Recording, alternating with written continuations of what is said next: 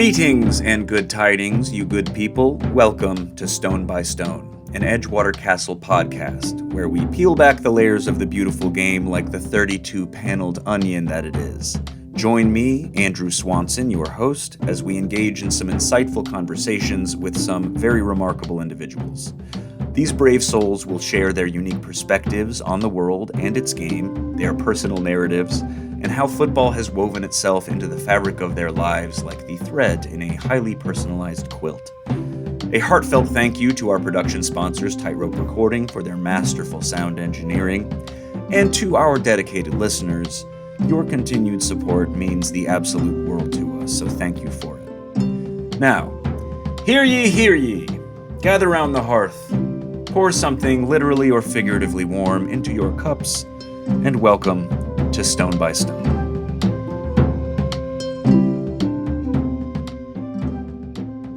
Ladies and gentlemen, welcome back to Stone by Stone. I am your host, Andrew Swanson, and I am at a new environment today for the podcast. I'm very, very grateful to be joined by the owners of PXM, and I will let y'all introduce yourselves to our audience. My name is Senad Drpljanin, and I'm one of the founders and owners of PXM Fitness. Lamont, Lynn, one of the founders and owners of PXM Fitness. Thank you so much for being here, guys. And by being here, I mean allowing me to be here because we're in your space. So this is a new episode, we're doing an episode on Stone by Stone. Typically, we do this in a recording studio or we do this at our office up on Broadway. But I figured that, since we've got this beautiful space here and you guys have this business down the road, it would be fun to come visit you. So thank you so much again for having us. Thank you. Thank you for inviting us to your podcast. Of course, absolutely. So we got to know each other a couple years ago. I think I first wandered in off the street to talk to y'all. I think in 2022 or 2023. I think it was me, right? Yeah, I think so. And we set up a couple meetings to talk, and luckily you're partnered with Edgewater Castle for the second year in a row this year. Yes. We'll get to that part of the story. But the way we like to do things here at Stone by Stone is sort of let our audiences get to know our guests a little better, right? Mm-hmm. So I know you guys a little bit, not a extreme amount. So why don't we start off with just sort of explaining a little bit about your backgrounds, where you're from, where you grew up, and then that'll sort of lead us into the fitness conversation. Yeah, do we go Lamont first? Yeah, sure. Lamont, why don't you tell us where you were born, where you're from, what's your background? So I was born in Evanston, just north of here. Yep. I've been in Evanston and Chicago my whole entire life. Mm-hmm. So if you could guess my age, you get extra points. But I am an 80s baby. My background is actually architecture, but I was enamored with sports, of course, playing outside, all of the sports, soccer, football, martial arts, and track as well. Yeah. So I played track or ran track and played football in high school. And then after high school, I continued my fitness and turned that fitness into training myself and learning, of course, and then experimenting with friends, family, and then coworkers. And then I met this guy. Yeah. Okay. We'll get there. Yeah. So why don't you take that same question? Where'd you grow up, and what's your early background like? Well, I grew up in Macedonia, which is kind of now known as North Macedonia. Right. I grew up in Skopje. I'm an 80s. No, I'm a 90s kid. I'm an 80s kid. Well, I got a little bit of the 80s. But yeah, I do come from the Balkans, technically. I moved in America when I was 24, back in 2012. Always been in sports. Started really early age. Did like Taekwondo when I was 8, kind of did that for a little bit, switched to basketball, switched to swimming, which kind of like grew into water polo. And then from there, it was kickboxing for a little bit. I did become a coach in kickboxing, but when I moved in America, I was really on a mission to kind of start this career. So technically came from here in what I consider to be the Mecca of fitness, world. And now this is where I'm, Chicago. Beautiful. Amazing. So very different origins for you two, having ended up as business partners. Yes. Going back to growing up in Evanston, were you a kid that was sort of like out and about with your friends all the time, just running around the neighborhood and like having a good time and playing sports all the time? Or were you more of a like a reserved indoor kid? Outside was my cologne. That was my. It wasn't inside. I was there's some more of that outside. Like, you can't keep the kid inside. Like, even with the advent of course, Nintendo and Genesis and all that stuff, I still was outside, bike all day long. Like, it was hard to even rail me into like even eat lunch. Yeah. Like, or like if you get hurt, it was like don't go back to the house because you're gonna have to stay. They're gonna keep you there. Yeah. So just like put some dirt on it, like some grass, some mud, just stay outside as long as possible. Yep. So yeah, the only time I would come back would be for dinner, and then my outside, I guess, area got shrunk. Then I would have to stay on the block. Then as it got later, you have to stay like within 4 houses. 3 or 4 houses. Yeah. But like I would. The use bike, every minute. The bike was everything. It would be like across town. Yeah. Do you remember what kind of bike you had as a kid? I had a Huffy. Yeah. Yes. Nice. I had a few Huffies, single speed. I had mountain bikes as well. Yeah. But we would make ramps, and like there was abandoned trail embankments. We used to like make dirt ramps and dirt bike and all of that stuff. Fall over. Just fall over and just be dirty. Yeah, so exactly. I think that's how it crafted me to this point, is like just play hard every day. Yeah, absolutely. Senad, growing up in Macedonia, you've been in the U.S. a long time now. What are sort of like the biggest cultural differences you can imagine between, Lamont's growing up here in Evanston and yours there? Like, what was it like being a kid there at the time? Okay, how long do we have? Yeah, no, I'm sure this is going to get interesting. I mean, cultural differences. This is the interesting thing. What I think is like, just to kind of, I think maybe now it's even Gen Z is Gen Z, right? But I think the millennials in Macedonia are more similar to Gen X. Right? Why? Because technology was coming later. Yep. Money in the 90s were a little more scarce, like as production. It was just, imagine like a country that is technically, Yugoslavia collapsed. All the countries kind of were a little lawless. Yeah. Like, and the 90s were a really unprecedented time for that region, wars and stuff, right? Yeah. So I think everything was late. So, when you say Nintendo, like you played it, like, and it came like maybe 10 years later. Right. Or maybe the rich people had it, but, but definitely outdoorsy, like definitely. So I can resonate with all of that. Climbing trees for me was a big deal. Yeah. But what is the cultural shock? Nothing specifically. The fact that maybe we just grew up in less capitalistic society. So like the money aspect and the things that I had to learn here, like credit score and stuff, was not the things that I was familiar with. Right. And, even credit cards came a little later. Like, I think you guys had them here like far earlier than us, like the systems and stuff like that. Other than that, kind of like how the childhood went, not necessarily too different than Gen X. Yeah. But I know when I talk to some millennials, I know we're like, I was like, oh, this is interesting. We're actually closer. Yeah. That's what me and him, we vibe on a lot of, because I was out.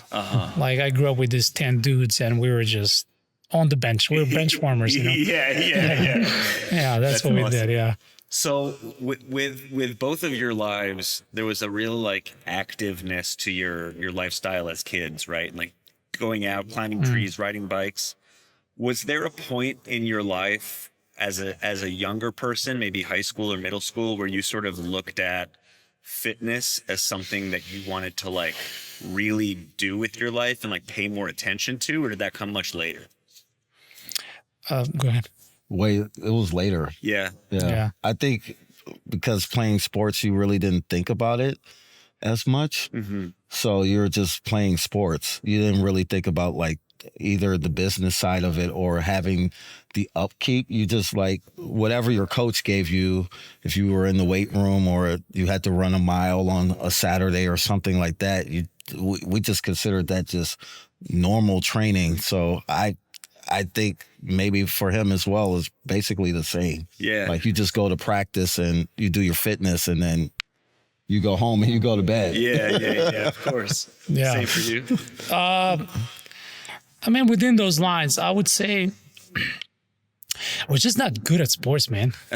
Yeah. Right. But I was really good at showing up. Yes. Like I was good at training. I literally, I got a medal in water polo for having the most attendance, like 99%. Yeah. So I think what really pushed me in everything I did, and I was recognized, and which became really early, even with basketball, it was like I was really, how do you call that? It's just like I was never missing a practice. Yeah. I wanted to be so good because I believe I grew up with athletic people. Like some of them became even like stars in handball and, Yeah. So it was like a lot to prove. Yes. But coaching was never an option. Actually, to be honest, I would like to say like coaching came more of an insult to me than, so this is an interesting thing. Maybe I never told you, like in kickboxing, when I started kickboxing, when the school opened, like me and my buddy Mario, we went in together, right? So there was like on the card, there was like fighter and recreational, and Mario got the fighter and recreational, but I was, I guess, not that good. So I got the recreational, and next thing you know, I was asked to do the warm-ups. And next thing you know, I was asked to train the beginners.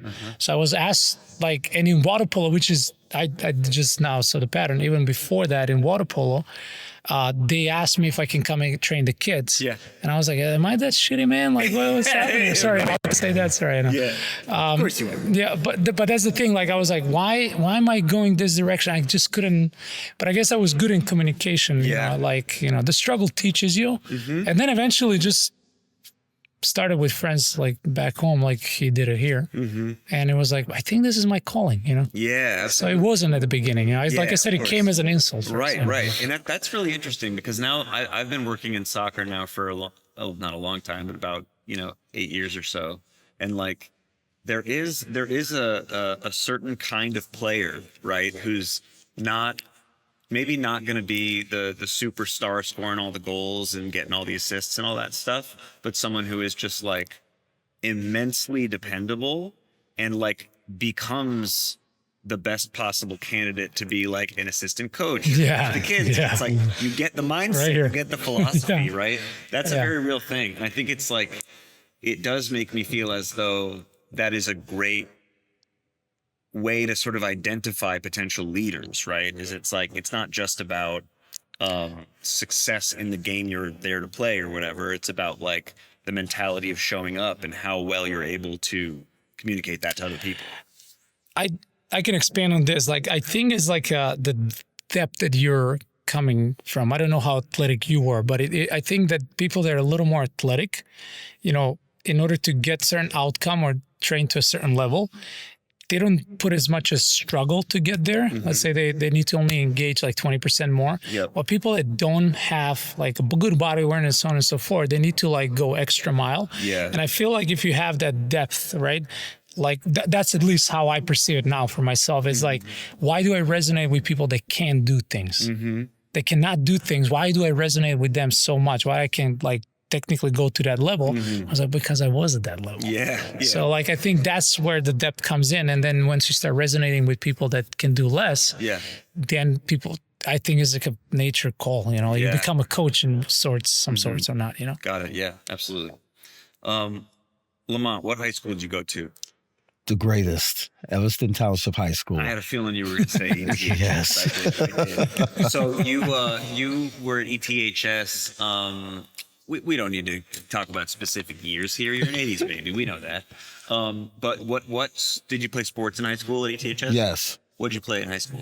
I ran track. I was a sprinter and played cornerback for the football team. But I was, like Senad says, and I could expand on that as well, I was a late bloomer. Yeah. So I was short and undersized. I didn't hit my growth spurt till after 18. Wow.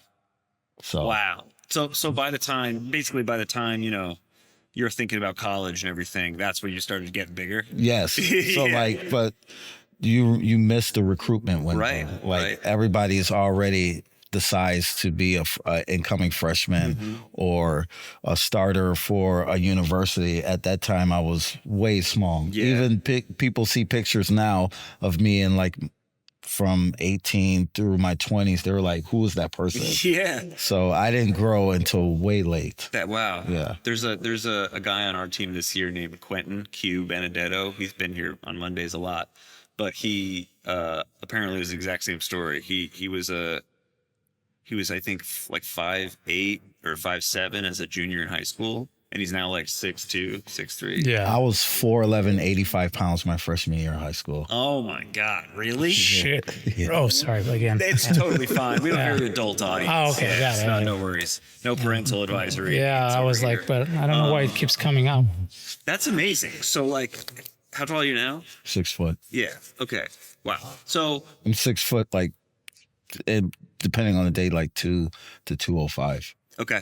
So yeah, you've doubled in size basically since you were a freshman in high school. And then so what did you do after high school?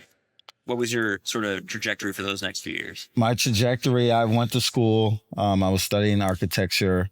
I was also had a hustler's mentality. So I had several jobs. Yeah.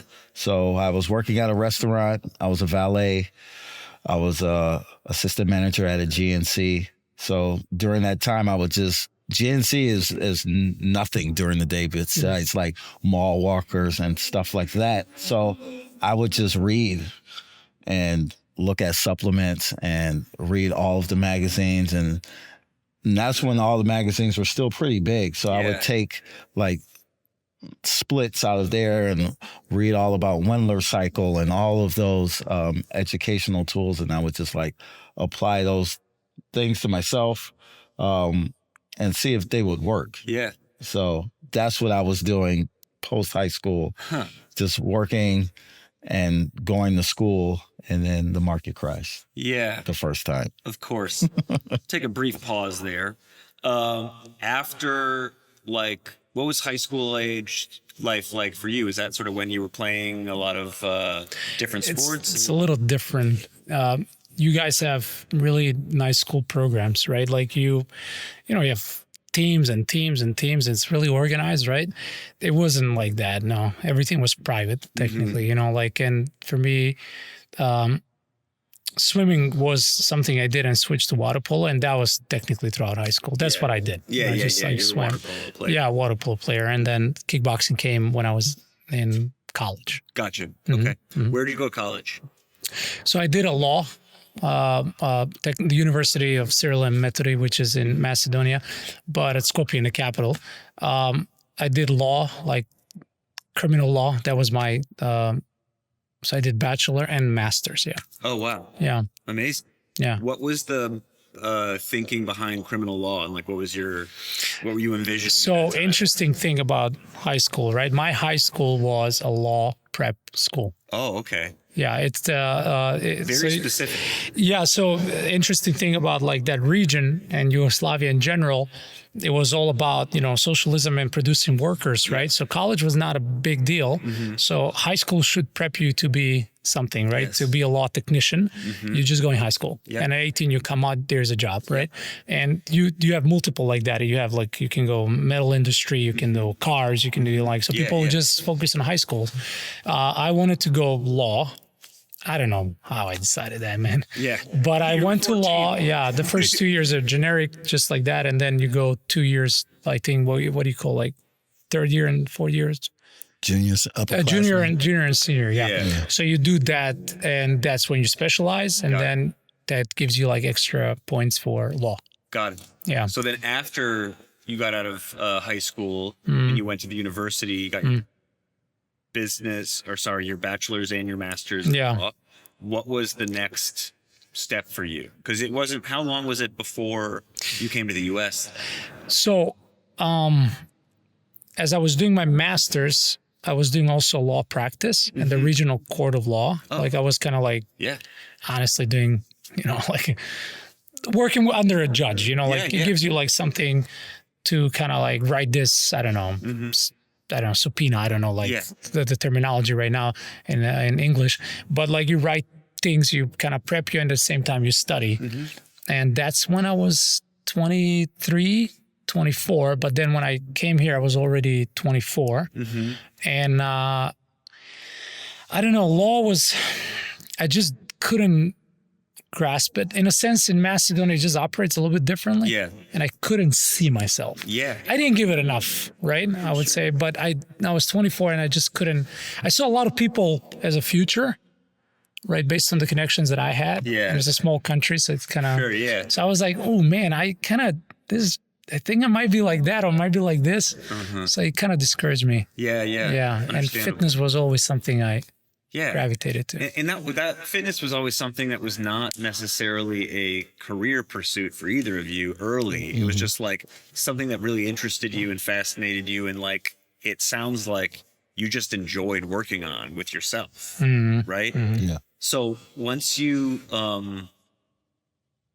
went to college, you were studying architecture. Where were you in college? So I was at Northeastern, and I was split between Northeastern and Westwood. Okay. And then onwards to IIT. Okay. Yep. Then, like I said, the market crashed and had to pivot a bit. Yeah. So ended up working with my dad and actually building out one of my best friends, his house. Actually. Oh, cool. Yeah. Is your dad in construction? Yes. Oh, sweet. He's a house builder? Yes. Nice. So he's like a general contractor. So I was always around that as well. Yeah. So I would do that along with playing outside in the summer. I would learn how to sheet drywall and like cut and and like lay concrete. Right. Frame up a wall and all that stuff. Yeah, 100%. I did not know that about you. I had a brief stint as a carpenter myself, so I made furniture for a few years. Okay. Oh, there you go. This is a long story, but I definitely know my way around a tool or two, and I've got a very, very harrowing story about why you should always wear your protective glasses in a carpentry studio.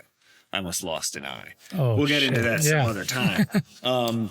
But when it seems like we're getting pretty close to the point where you both kind of like made a transitional switch in your careers to really want to do this, what you're doing now, right? So like, when did that moment hit for you both? You got here when you were like 24-ish?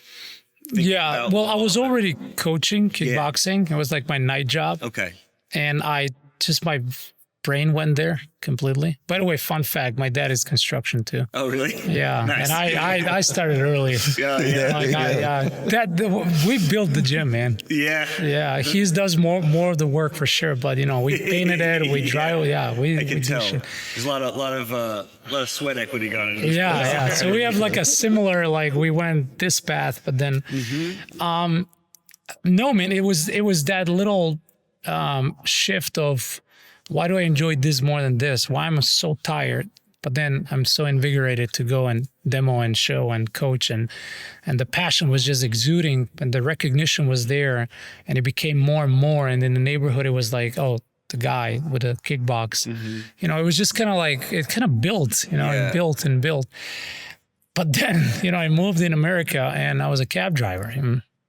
And I was like, well, guess what job I hate at the bottom of my heart, right? Yeah. Like I couldn't wrap my mind around it, man. And I switched. I was like, I was a bar back, but then I was like, I can't be doing this. Yeah. It's too late hours or whatever. And then I switched to cab, but it was like a build up. It was like a slow, but it was always the tap on the shoulder. I think that he will agree with that. It was like recognition. I was like, oh, you're doing this, but you're good. Like, when you keep people's attention on you and there's a little high coming from that. Yeah. And suddenly, you get the first thank you and then you're hooked. You're done. Yep. That's it. That's where you were like, I'm doing this. Yeah, absolutely. Yeah.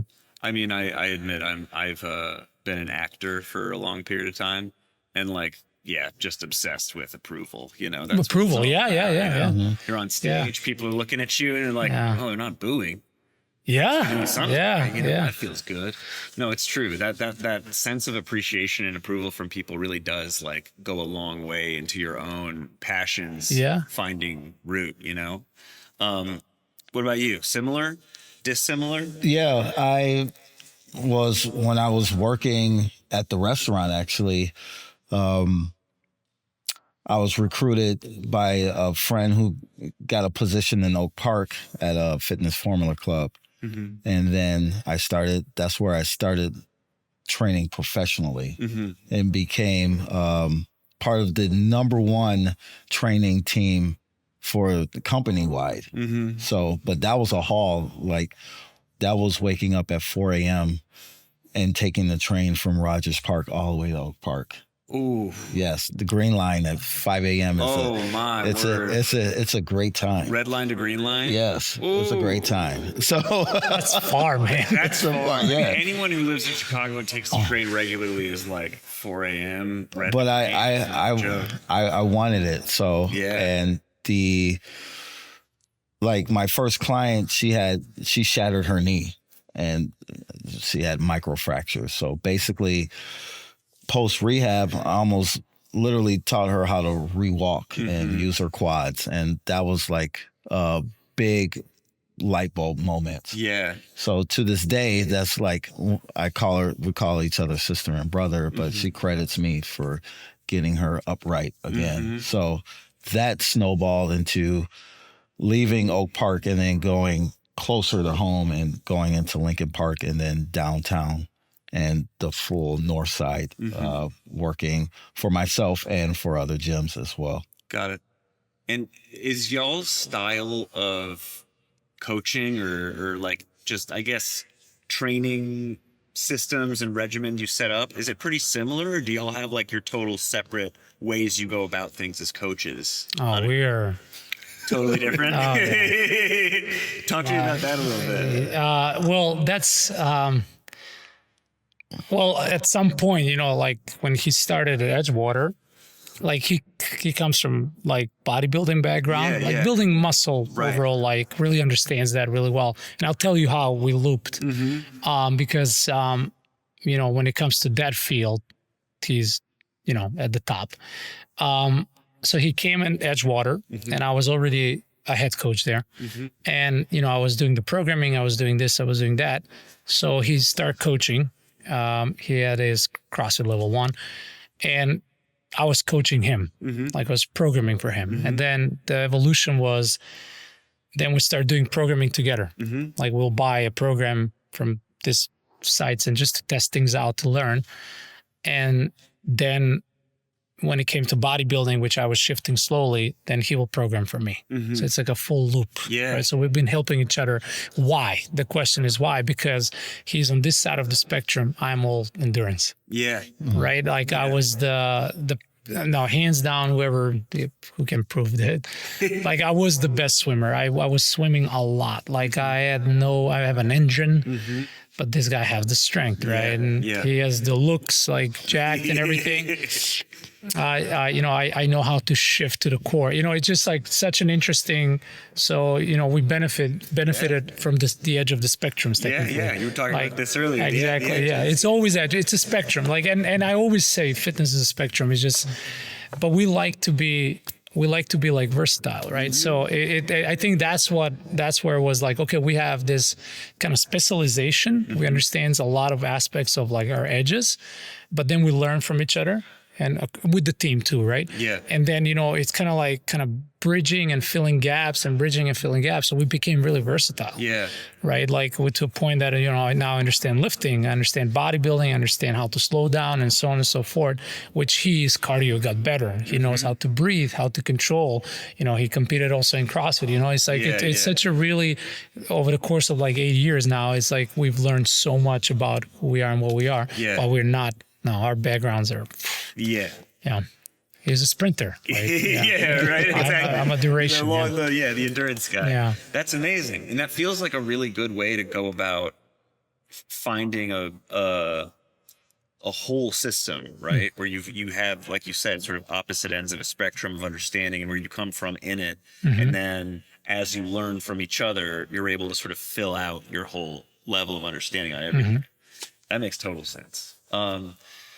So you were at Edgewater CrossFit, right? Which is the one on Broadway in that garage, right? what you said you started working together there about 8 years ago, roughly? No, we know each other. I think like that, like 2016. No shit. Okay, sorry again. Yeah, no. 9 years. 9 okay, years. 9 years. Okay. Yeah. Sorry. They opened 2013. I started when they opened. Mm-hmm. I start officially coaching. I offer myself to coach for free my own class, which is kickboxing and CrossFit striking. Cool.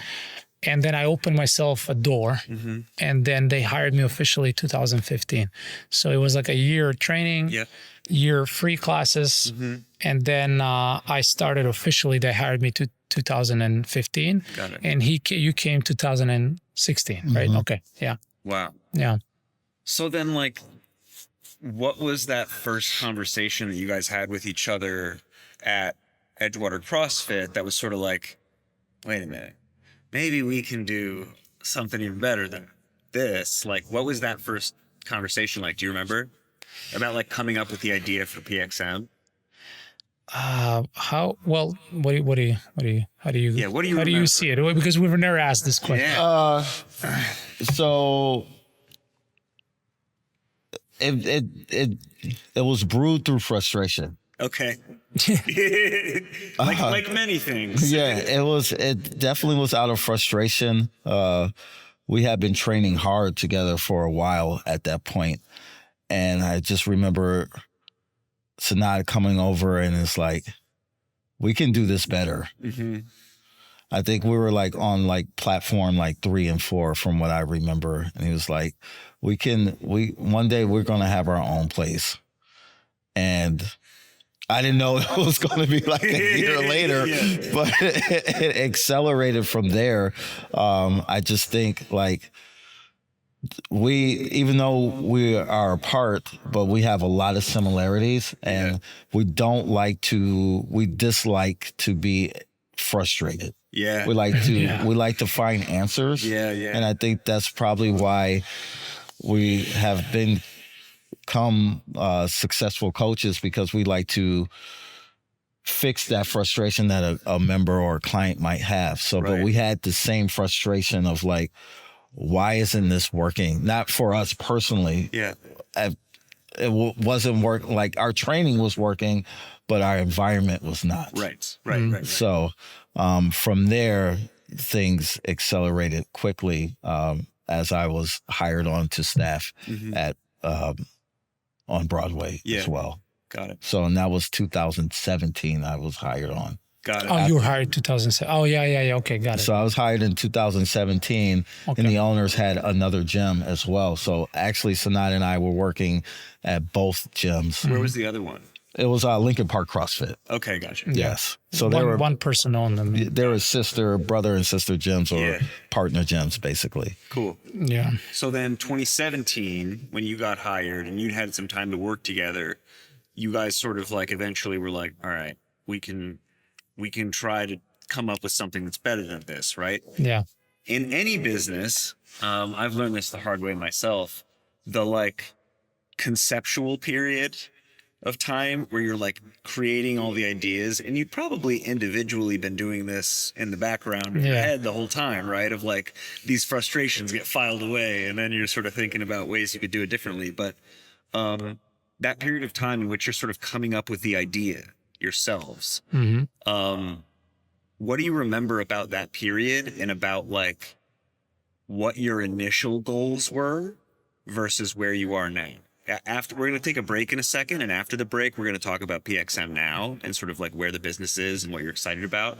But before then, what things did you sort of envision, or you sort of like in those early moments of coming up with the idea together, what things have you achieved, and then what things are you still trying to achieve? Does that make sense? Just to clarify, there's like 3 questions. Sorry. Maybe 6 or 7. Yeah, let me start with the. So, like Lamont, like how do we start it?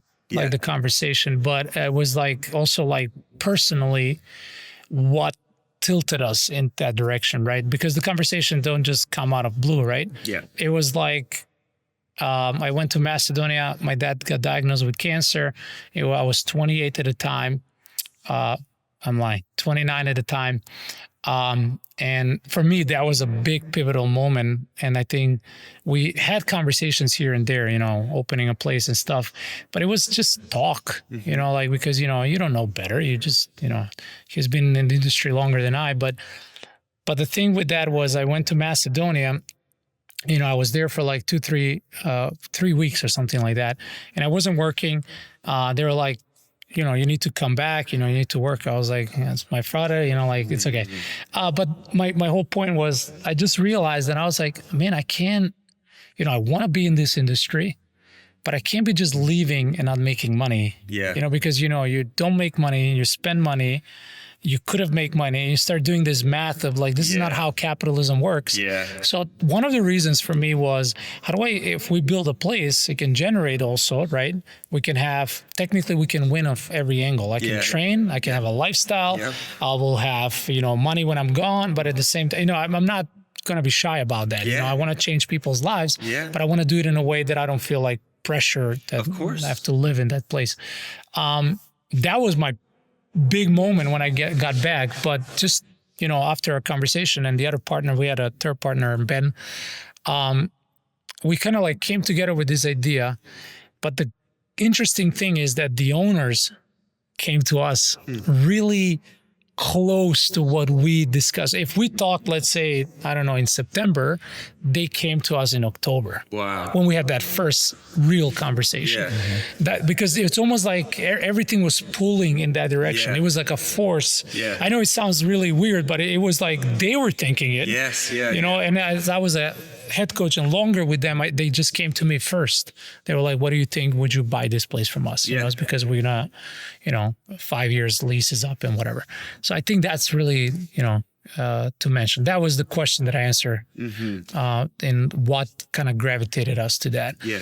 But then on the other hand was, honestly, man, we really cared about the people. Yeah. Like till this day, they were my friends. I went to weddings. It's like really cared. Yeah. We coached all the hours. We did everything in the background. I'm saying that because the owners didn't, they work hour here, hour there, but we did all the fundamentals, all the startups, all this, all that. So suddenly you have, because it was 100 people, something like that. Like you know everybody, and something about it, their injuries, something they came up, you help. It was such a weird, like, you don't want to leave that. Yeah, of course. Yeah, it felt like personal. It felt too personal. Yeah, almost. you'd essentially spent a long time kind of like building real community with people. Yes, it was big. Was centered on your work. Yes. Like your work and the work you're doing. It was life. Yeah, It was literally our life. Yeah. That makes perfect sense. I'll try to remember one or two of the questions I packed into that last question when we get back from our break. Yeah. But we're going to take a quick break and hear from our sponsors, and then we'll be right back to talk more about PXM. Perfect. Thank you. Perfect. Thanks, folks. We'll be right back. We're touching on some stuff I really wanted to talk about, which is great. One thing that I think is really, really awesome about y'all and about what you do here at PXM, which we're now going to dive into about like the business now, is the fact that there is a sense of not only, just the people and lifestyles and cultures and the accessibility to the business on that end, but like physical accessibility to both like professional weightlifters and like people that just want to get in shape, right? Like folks that just live in the neighborhood who are like, I like the vibe of this place. I like the flags. Like I like being in here, but I'm also like definitely not an athlete. I just like want to work out and want an environment I like. Talk a little bit about why having a business that is accessible, like you said, to different levels of abilities. Why is that important? Lamont. That's a good question. Accessibility to fitness is a big deal. Yeah. It's a big deal. It can literally have so much impact on your life in a positive way. Yeah. We both come from places where we have friends and family that might not have accessibility to to fitness or even to greater things in life. But making fitness accessible to your neighborhood and to others grows your neighborhood as well. Also, it grows you as a person because you have access to a large population. No matter what the price point is, you are investing into others. Like, we're investing our time and expertise, and the people who come through the door, we take very seriously because they're investing in themselves, and now they're entrusting us with their bodies. Like, it's I think people take that for granted. I think a lot of fitness professionals take that for granted, that someone chose you, like, to. It's vulnerable. They're very vulnerable in that situation. Also, like, they're giving you the whole structure of themselves, and they want you to, or they're hoping for you to turn out a better outcome for them. And I believe, like, our approach and, like, our North Star is, like, helping people transform their lives through fitness, and, like, transform with PXM fitness, like, no matter where you are on the spectrum, from if you're someone adaptive that, like, might be missing a limb, or if you're an older population, or if you're, like, a serious athlete that wants to, like, toss weight, or you want to get better at soccer or swimming or mixed martial arts or anything in that realm, we can help you, because this is what we do here. Like, it's accessible for everyone, and it has a community aspect as well. This is not a place where you come and, like, you pop on your headphones. It's a place you pop them off. And any time that you come into PXM, you'll see just pockets of conversations. People, sometimes people just want to be here just so they see their friends. Or so they can see their favorite coach. They just. Like, especially like people, like, if like you only see your coworkers, like, you want to see your fitness friends as well. Or, like, if you're a new parent or something like that, and you have toddlers at home, you're like, I can only see channel 11. There's only so many kids songs I can sing. Like, I need, like, some adults. I need my 2 hours. Maybe some little harsher lyrics I can hear. I just need that in my life right now. Adults. I need adults. I mean, no, he's touching on why it should be accessible. It's a philosophy, right? So, what was that? Jack of all trades is master of none, right? But still better than master of one. Right? So nobody finishes the quote, right? So why do I say that? As a generalist, what Lamont was touching on is, like, the community aspect. It's so huge, and accessibility, and, you know, I don't know, I'm gonna. Go for it. We'll edit that out so my wife doesn't see it.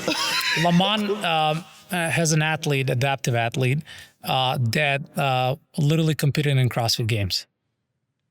Wow. Oh, it's a huge accomplishment. Him as a coach, then he works with another athlete from UK. You know, it's like, it's big, it's huge. So that tells you that GPP is needed for everybody, and we cannot stress that enough. We cannot stress that enough. So it's not about, like, oh, you're serving this, you're serving this. No, it's actually serving just one thing.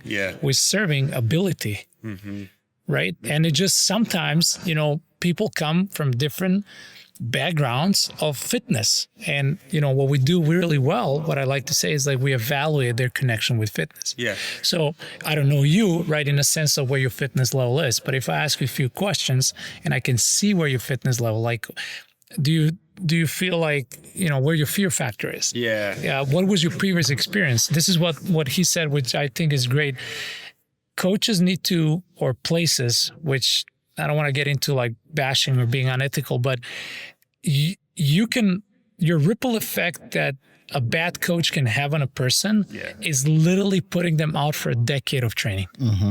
Right? If you're not doing your job right, if you're not showing up for those people, and let's say they gave you $70 an hour for a year and train 3 times a week, you know, it's just, they were like, I spent all this money not to get anything out of it. Then they wait 5-6 years until their confidence comes back to ask again.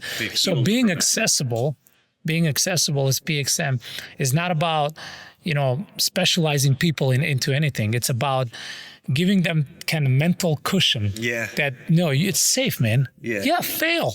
What is Olympic weightlifting, Lamont? Tell them. 90% is fail and calibrating. Yeah. Right? And then you have one successful lift and you're like, hell yeah. Thousands of no, but it's lifts. okay. But that's, when you encourage kids to fail, they become better. When you encourage adults to fail, they become better. So we have this analogy of years. Yeah, you're a 30-year-old, male, but fitness-wise, you're a 5-year-old. Mm-hmm. So if we look at you as a kid and we embrace you and bring you here, and then whatever your strengths are, because everybody has their strengths, we hone on the strengths.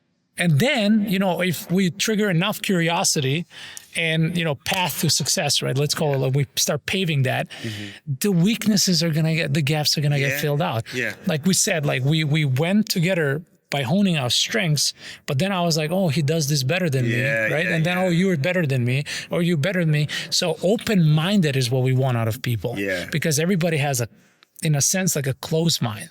And I'm gonna mention something that I believe, think of PXM as mama's and papa shop. What is the beautiful thing when you go in places when you know the owner, you know the staff, and then, you're getting, you're mixing up the menu or you're not, but then you get, hi, Andrew, bye, Andrew, right? And then you're like, I can't wait to go back and have brunch again. And then go to, places like fast food restaurants, which some places operate like that, where there's no sense of community, there's no sense of accessibility. Either you join us or you fall out type of mentality. We're hardcore. No, man, no, that's not. No, this is psychology of people. It's like changing behavior, like long-lasting effects, teaching people about patience. Yeah. This is we're bombarded on Instagram or whatever, TikTok, whatever, of this fast results. We always laugh with Lamont. I was like, dude, you know what I watched today? That was broccoli and chicken. That was it. Like we're not training 3 hours a day.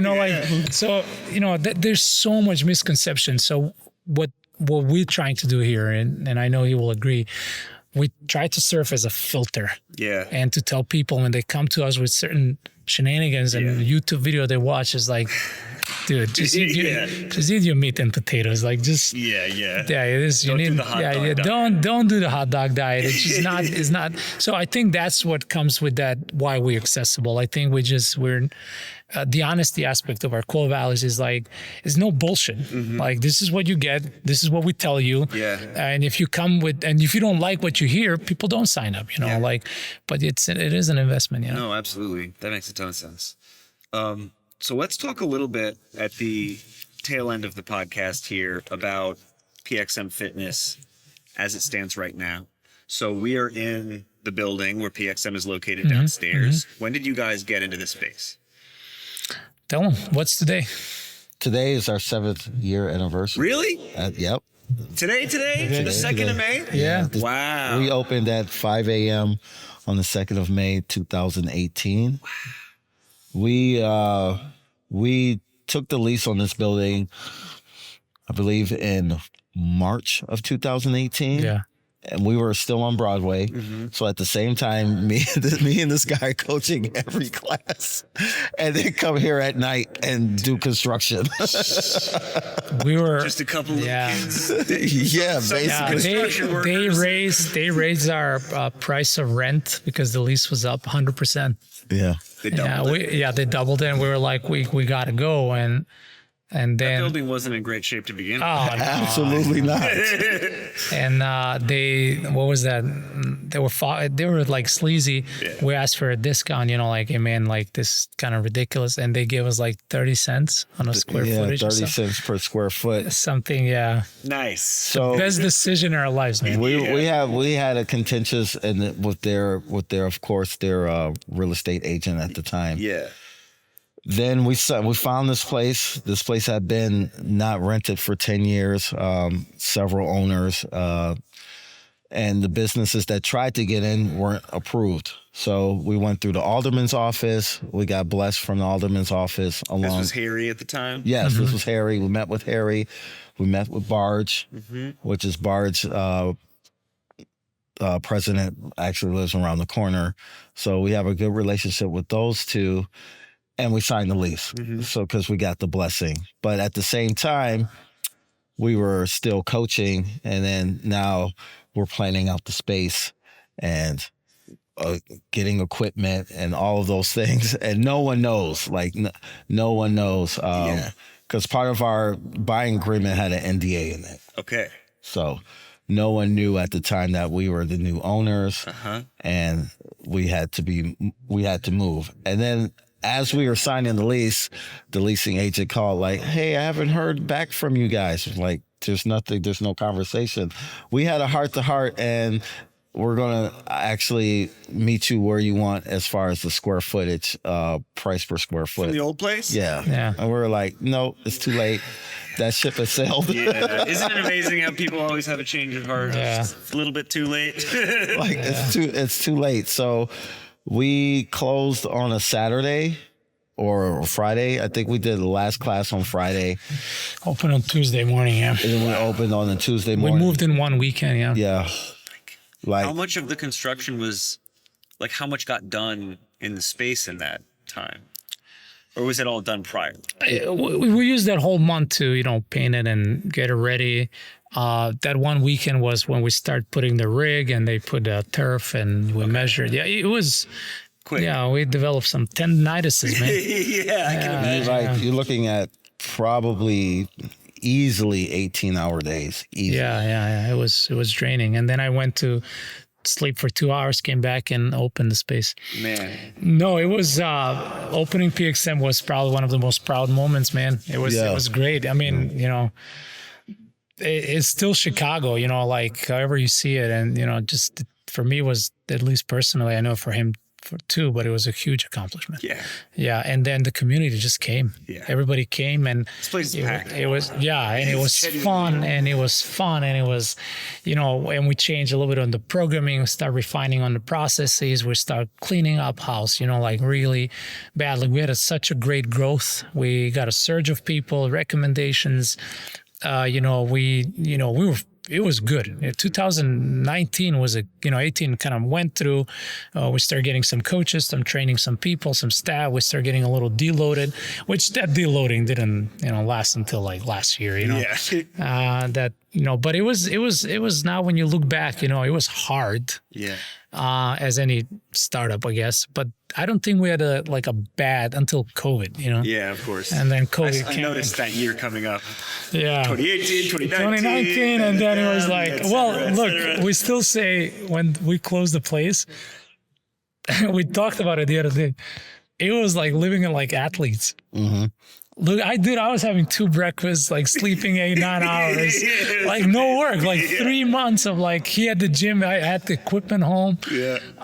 It was, I'm not going to lie. It's just what came afterwards. The aftermath was what we were like, oh man. Okay. So we had to take some cuts and, but then look, with the help of the community, the team, people showed up. I like to say we rebuilt it, we rebuilt it. We had our doubts, we had this, we had that, but we rebuilt it. And then, it technically the true colors of, whatever it was like 18 and 19, it just came back like stronger and more refined. And it came kind of like a phoenix, rise from the ashes. We still kept our community afloat. That's a good one. Yeah. That when Lori was like, "Hey, you guys are closed," we spent that whole day putting everyone online. Yeah. So we made online programming like, "Hey, home workouts, lift this water bottle." Like we were shooting videos. We did scavenger hunts, cooking shows. Yeah. We did art therapy. We offered yoga every day. We also did free kids classes. My friends who DJ, we did DJ classes with music, live music. We did everything. That's awesome. Until we were able to go back. We actually utilized Sen park. And then we actually grew at that time because people were like, I'm tired of being in the house. Yeah, exactly. I need to do something outside. Yeah. Like the dolphins, the nature was healing. Yeah. Yes, the dolphins and the rivers. Exactly, yeah. Absolutely. So now it's 2025. We're 5 years on. What's sort of the state of the business now? How are things going? What are you excited about? Man, we're doing well, man. Yeah. Yeah. Good. Yeah. We're personal training, small group training, the groups, everything is full, staff grew. We got some new hires. It's full. It's full house. Yeah. Yeah. Yeah. We're ready for almost like a next step. Yeah, exactly. Yeah, it's getting there. It's getting close to that. No, it's doing well. The 23 was, like I said, it started picking up heavily, and but we made I'd like to say, I'm not gonna we work with a mentorship. We're really open-minded of developing ourselves, like consistently working on systems. We're really flexible, and we don't have we cut ties with CrossFit. We have our own philosophy kind of approaching things. We don't bash on CrossFit. We love CrossFit, but it was like more like, okay, we need to kind of start shifting the product towards what is needed here. Yeah. And we start thinking more locally. And we start connecting with people and connecting with Pierce is part of the board. And then, talking to Sen and just kind of like start getting a feel of where we at, because we refine our mission statement and our vision.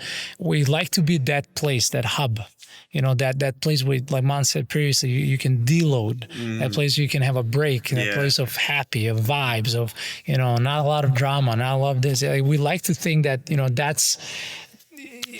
think about what is missing and what it will never go away until generations completely switched out. Yeah.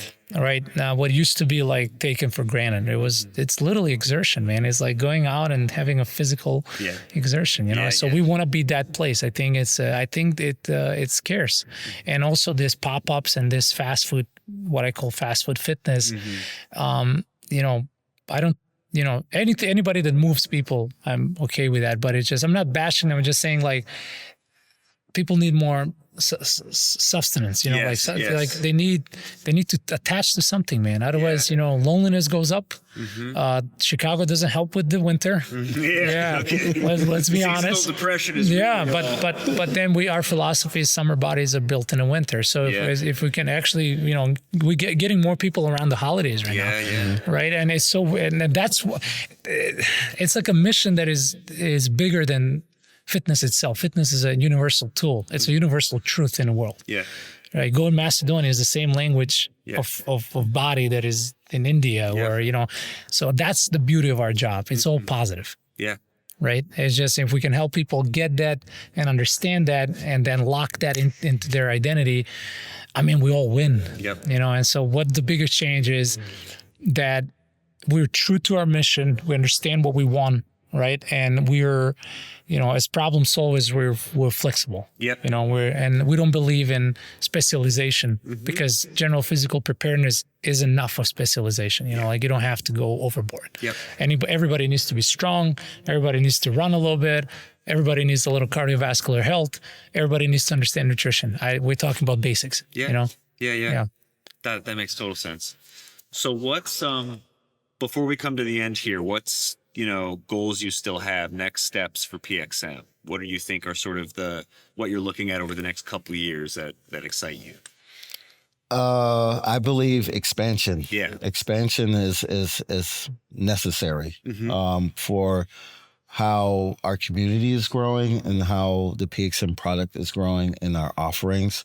I feel if we have more space, we can have more touch points positively, even if it's communal, such as now Edgewater Castle does fitness here, eat weekly, like having that space as a resource for the community. I think having a positive beacon in the community always will have resonate to having a healthy community. Yeah. It's just like where people will plant their flags and want to live. If there's a good school, of course you're going to try to live there. If there's a nice gym and a school, now you definitely want to live there. Yeah. So like our impact on the community can only grow as we grow as well. Yeah, absolutely.